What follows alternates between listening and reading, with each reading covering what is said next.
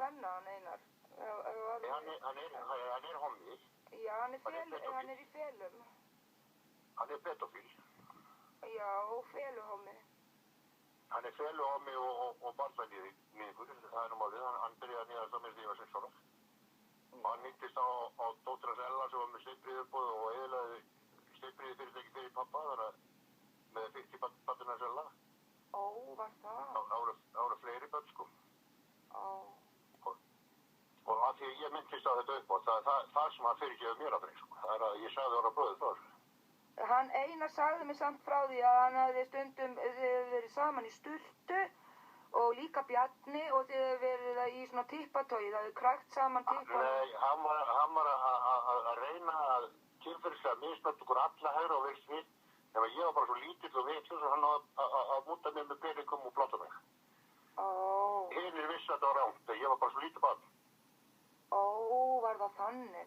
Hann sagði mér voðalega saklausa sögu af ykkur Hann orða í sturtunni og barðan með eldurskott í kjaftin og var brjálaður og Bjarni hristar af sér og þeir fóru bara, hann fór í leik við Bjarni sko með krækja típunum saman og það fyrir að teipa okkur og var að káma á hann og þannig og Bjarni vissi ekki betur en þetta væri bara eins og fór í krók.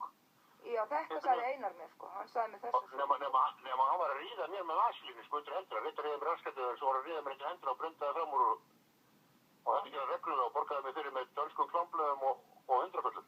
Andskota. Beina gömlu 100-föllum. Og alveg frá því var svona 5 ára. Já, hérna.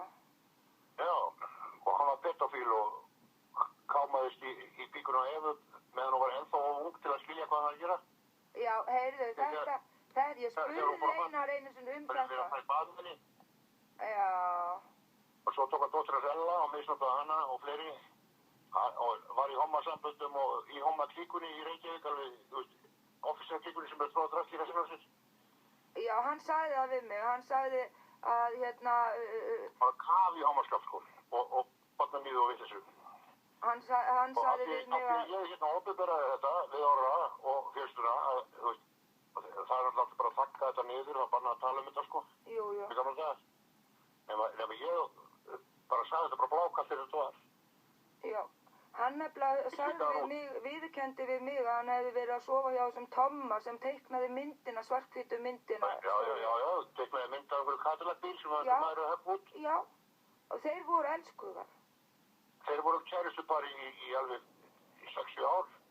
Vá, svona lengi. Tommi var komin inn í, að það hætti hann að ríða honum. Í alvörunni? Já.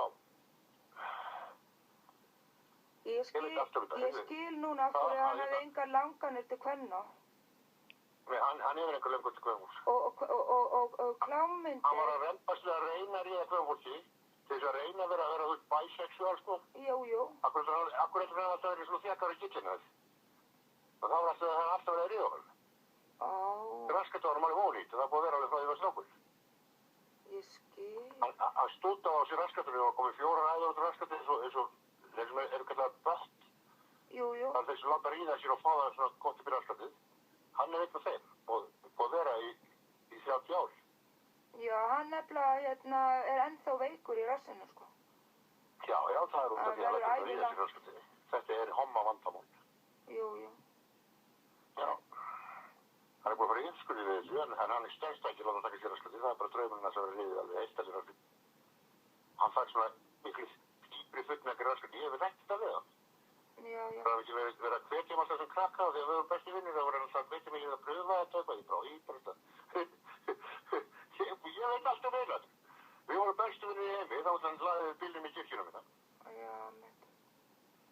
Samt er þetta svolítið... Við byggum saman þegar þið hittust þá bjóð hann heima hjá mér. Jú, ég kynntist honum þegar þið byggu í Borgartún. Hann átti ekki að peninga, hann borgaði ekki leigu, hann bjóð heima hjá mér, hann fikk að vinna hjá mér í Dresden sem ég rækkaði umslæði. Ég hélt hann upp öll